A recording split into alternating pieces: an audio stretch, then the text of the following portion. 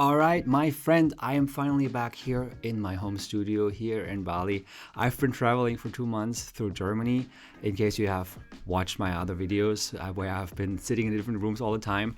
And that's actually part of the reason why I make this video today, because I was alone traveling for 2 months and I made so many discoveries about myself. And I had some personal breakthroughs that have a lot to do with emotional intelligence, a topic that has fascinated me for ever since I've heard about the term. And I've had my ups and downs with this, trying to increase it, trying to get better at it, and practicing emotional intelligence really. I gained some insights that you probably don't hear all the time when you look up emotional intelligence. So here I really try to give you a fresh perspective from my own experience that will help you to increase your own personal emotional intelligence and to understand what it is. And I'm super excited to do this with you guys because, again, it's like a very personal, intimate thing for me to share with you. And before we get started, let's talk about why should we even increase emotional intelligence. And the point is, it will just make your life much easier and better. And you will navigate through difficult situations, encounters with people, and you will get better clients if you have your own business. You will do better at your job. You will negotiate much easier and you will make better friends, and you will just feel better with yourself in general. And that is just the beginning. There's so much more, and your life will just improve. Everything will just become easier if you have emotional intelligence, because life is all about working with people, dealing with people, building relationships, having friends, and being comfortable with yourself. So let's get started with part one. Focus on yourself. You will notice how much easier the crowd work becomes when you are fully in tune with yourself. If you are right there, present, you like yourself more, you know yourself, everything will just become easier, everything else after that. So let's start with number one. You know what helped me to feel proud of other people and to celebrate with them, being in tune with them? It is doing something that I am proud of, Real confidence comes from action, from doing fulfilling and hard things, And sure, you can do affirmations, and this might get you off your feet, Tell yourself, I'm a great person. I can be proud of myself. That's all great stuff. Do that if it helps you. But the real power here comes from looking back at your achievements, thinking, wow, I did that. But be careful not to fall into the trap of overvaluing your achievements, right? This is not about building fake confidence and feeling better than others. And if you're like me and like other people who watch this, you probably have a hard time seeing anything that you could be proud of, right? You would probably walk around and you're like, yeah, that was nothing. And people give you compliments. You're like, it's nothing. No. I'm not good, at this.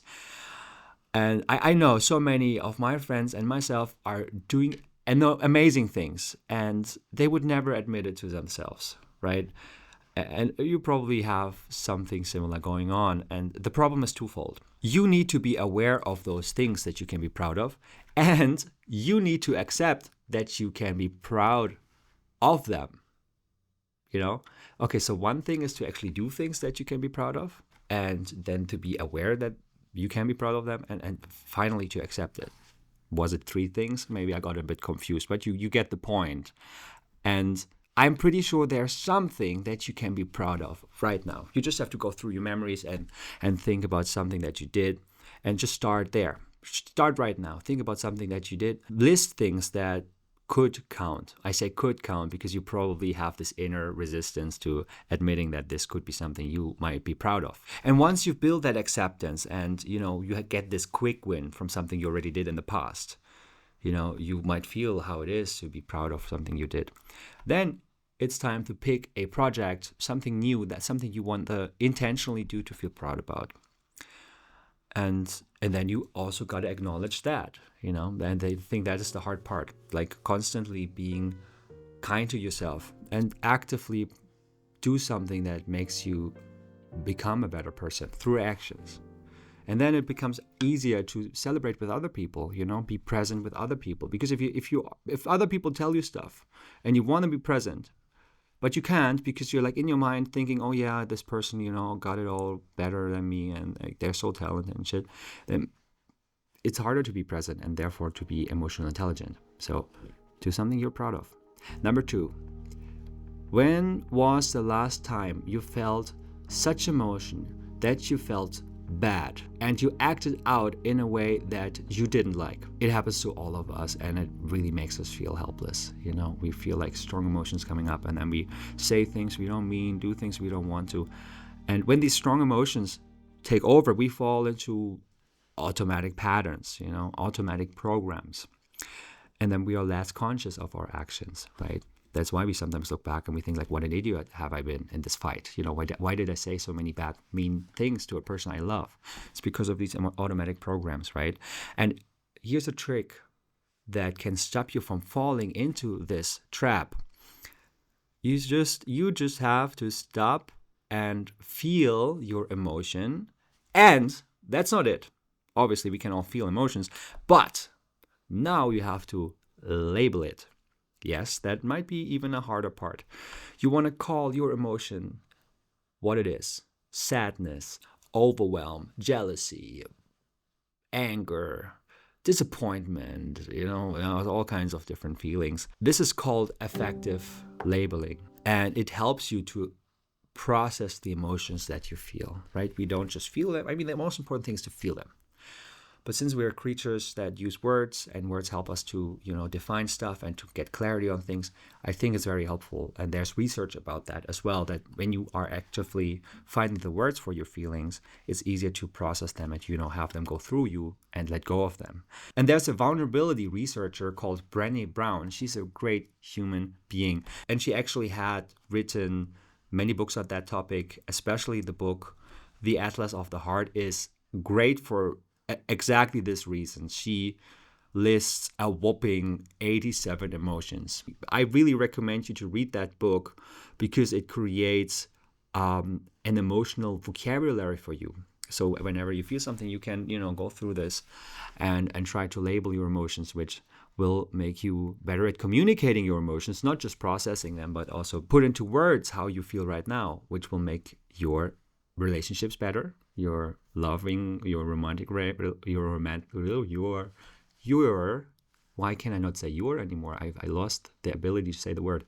Your romantic relationships and your friendships, which is a sign for what? Emotional intelligence. Okay, let's talk about number 3. In the beginning of the video, I told you that I have been traveling for 2 months and I have made so many beautiful connections with people, and I rekindled with friends and family. And that is because I had a series of experiences that really helped me to find back to myself. And I discovered something that I've heard of, but I never fully understood, and I had trouble practicing it. And that is called self-love. Whoop, it's self-love. Yeah, of course, we all have an idea about what this means. And I probably practice self-love in some ways, right? Taking care of myself and all these things. But now I feel like self-love is something that really makes it easier to be with other people. Right now that I have understood a few things about it, I feel like when I practice self-love, if I really, truly, genuinely love myself, I also practice self-love more and do things that are actually good for me because I act from a place of kindness towards myself. And when I have this genuine feeling for myself, I connect with other people much easier. It's crazy. I never thought that this is like actually a different side of the same coin. So self-love is one of the major things that will increase your emotional intelligence. And again, just to be clear, this is not about fake confidence. There's a huge difference between genuinely loving yourself and just being in love with only yourself, right? We talk about this difference in just a little moment. But if you love yourself, everything becomes more effortless. Again, I started to take care more of my body, of my mental health, and it's just something that I wanted to do because I wanted to take care of myself. So stuff that just happens automatically. And it sounds really weird, but I usually had to push myself for things that are good for me. And now I still have to push myself a little bit here and there, but I feel these things become easier. Right now, I just changed my sleeping routine, for example. I go to bed earlier, I wake up earlier, not because I want to force myself, but I want to be nice to my body. I want to give my body and my mind the chance to be at its best. I want to be in tune with myself, and for that I want to take care of my routines about how I sleep, my sleep hygiene, what I eat. And these things, they just come more effortlessly. That's a beautiful thing, and I can guarantee you it will happen to you as well if you start to practice self-love a bit more seriously. In general, my heart has become much more open, and I genuinely feel much more connected to other people. Self-love actually means to be kind to yourself, be accepting of yourself, right? Whatever you do, you want to see yourself in the best light. If you make mistakes, you should also admit them. Of course, it's not about like ignoring what you do wrong, but you know how it is. We are usually much more critical about our little things that we're doing, shortcomings, and oftentimes they're not even shortcomings, right? Loving yourself means loving other people, and this is peak emotional intelligence. About the difference between just being in love with only yourself and genuinely love yourself. If you love yourself like really fully, you will love other people, right? And you will love life more. This will show in your interaction with people. It will be transformed. Believe me, the way it's crazy how people will interact with you if you show love, towards yourself and others. Everything's you cannot miss the difference really if you do it. You will able to receive love. You will be able to send love. And people who are self-centered without real compassion, they don't experience that. They center around themselves, and they probably still have the same problems they had before. It might even get worse, because they're not true to themselves. They're not true to themselves.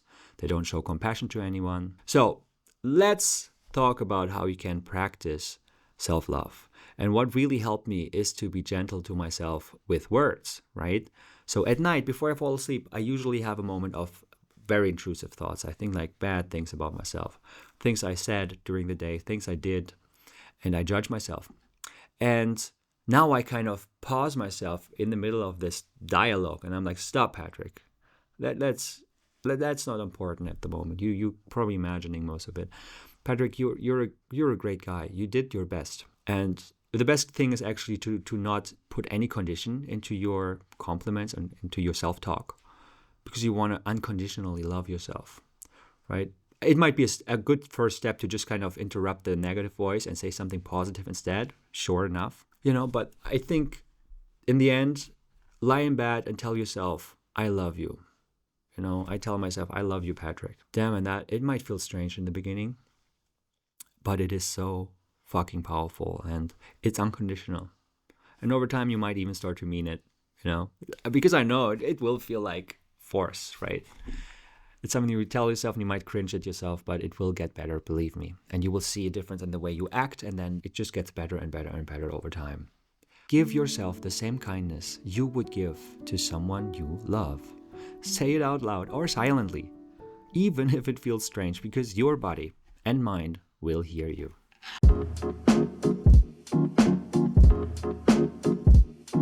Raise your hand if you think that you are an open-minded person. Yeah? Is your hand raised? Mine is raised too. And of course you are. We have that in common. All of us, we have that in common. We love to be open-minded. But you know what else we have in common? It's that we think we are more open-minded than we actually are. And I don't mean to offend you, You might be more open-minded than I am.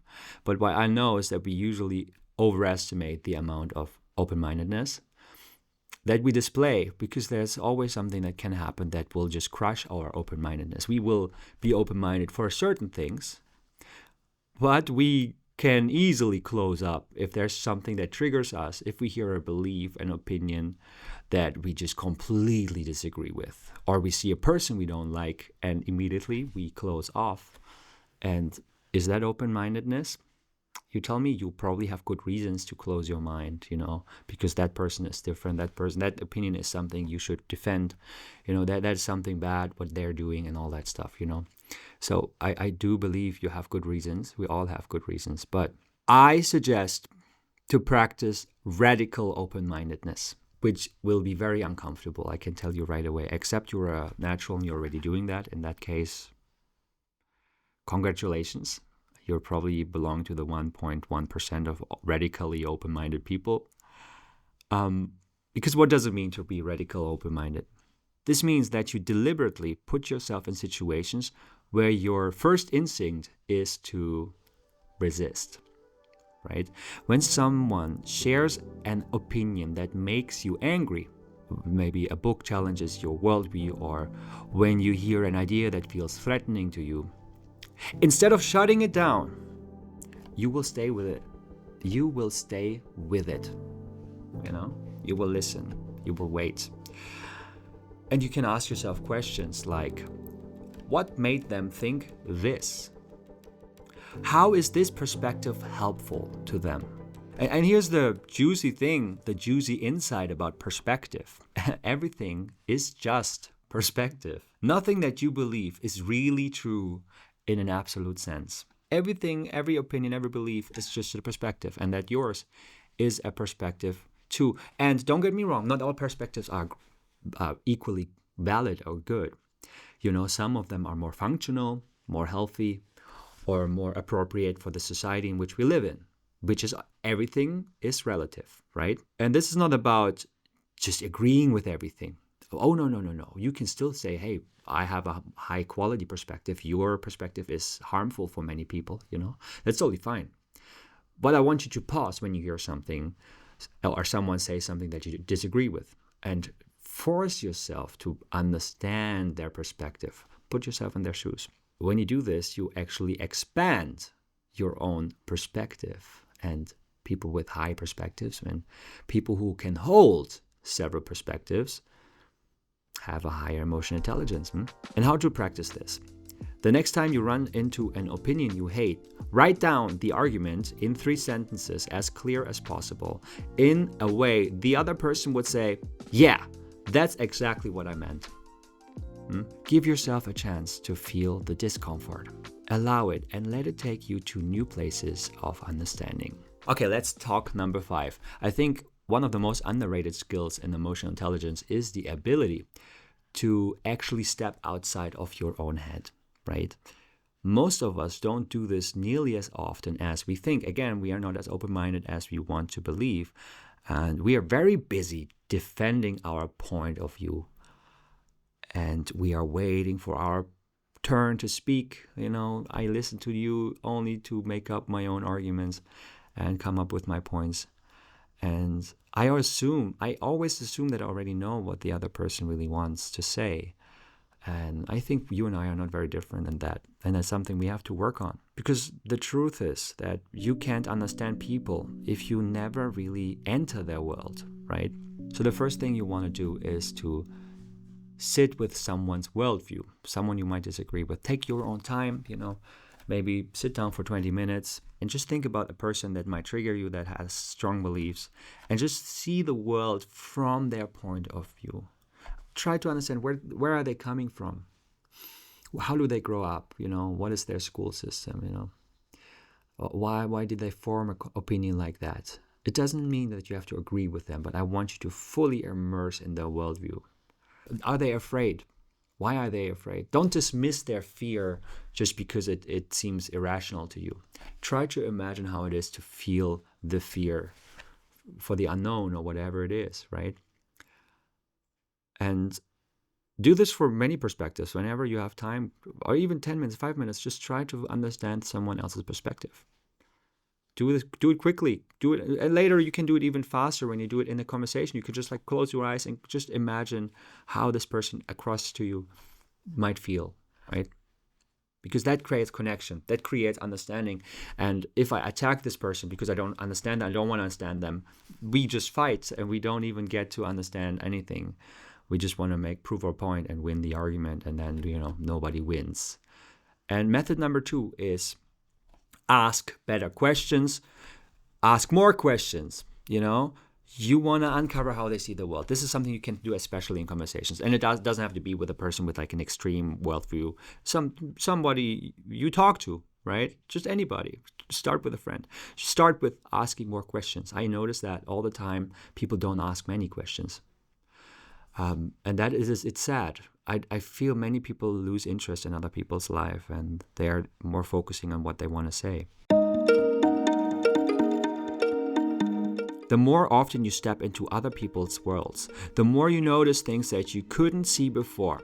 Their struggles, their strength, their goodness, Emotional intelligence also shows in what you choose to notice about other people, right? It's a decision. How do I want to see that person? The same thing is like, how do I want to see myself? So we actually have a lot of power deciding how we want to see the world, how we want to see the people around us, how we want to see us. And we often default to criticism. We protect ourselves by looking for what's wrong, in ourselves and others. And you might as well look for something that is good, and that makes a big difference, right? Why? Because we all want to be seen as good people. We want to be acknowledged. And we want others to confirm how we see ourselves. Have you ever thought about that? We want to amplify the good. You want to look for the good in other people. And one way to do that is to celebrate with others out loud, right? And when someone does something great, don't keep it to yourself. It's very simple. Just tell them, that's amazing, man. I love that you did that. Wow. I know you've been working so hard for this, and now you finally got there. Oh, wow. Patrick, that's great. I'm so happy for you. Another way is to assume good intent. This is one major hack. Believe me, you can use this for the rest of your life. It will change the rest of your life. Assuming good intent. If someone does something that might offend you, right? It's easy for us to think like, oh, they did this to hurt us. Or they did that because they're assholes. They did this because they just think about themselves. We do that all the time, and we will not change that overnight, of course. But if you start to try to look for the good intent, it's more about countering this default criticism, this default thinking bad about other people than ourselves. We want to just be like more compassionate, And if you assume good intent, it will change the way you see your environment. And the third thing you can do is to acknowledge what they feel, how they feel. And sometimes it's as simple as saying something like, oh, that sounds tough. And I get you're frustrated. I get this is hard. And this is enough to feel seen. I know that. I know when people are looking in my eye and telling me, Patrick, that sucks. Without giving advice, It's another thing. Don't give advice. Just tell me, yeah, it sucks, And these small things, celebration, giving credit, showing acknowledgement, this will go such a long way. And this is exactly what I mean by amplifying the good in others, And now you might say, Patrick, this feels a little bit like manipulation, right? And true enough, the worst thing you can do is to say something you don't mean if you have to push yourself. And if you just fake it, you might come across as inauthentic, and you don't want that. I get it. Nobody wants to be inauthentic. So that's why it's important to do this when it's genuine, right? Sometimes, most of the truth is, like, you probably miss many opportunities to tell somebody what you admire about them, So start there. Be more aware of the things that you admire about people and start celebrating with them. I think that's a good first step. See it this way. Pointing out the good in others is like a muscle you can train. So the more you train this, the stronger it gets. The more things you will see about other people's greatness and their good intents. And the easier it will become for you to show it, to make compliments and to be nice to people and say like, hey, wow, this is actually amazing. You don't have to fake it. You just have to actually point out what is already there. Start with your friends, and later you can do it with strangers. In the last few weeks, I had people cry in my arms because we were hugging. People who were angry started suddenly crying because I gave them space to talk about their feelings, and I was just there with them, right? You actively see a new way of life because you have everything that that you thought is normal in interactions with people is different. You see much more love, understanding, openness, and it will change the way people interact with you. You will change. And you will become a different, a better person, a more loving person, and that's the greatest gift. Enjoy the journey. Thank you so much for listening to this. I put my heart into this. This is the most intimate stuff I have done online, and I think I want to continue doing this. Let me know if you like that kind of content, and if this is helpful for you. Follow, share this if you want, and enjoy the journey. And see you next time. Much love. See you soon.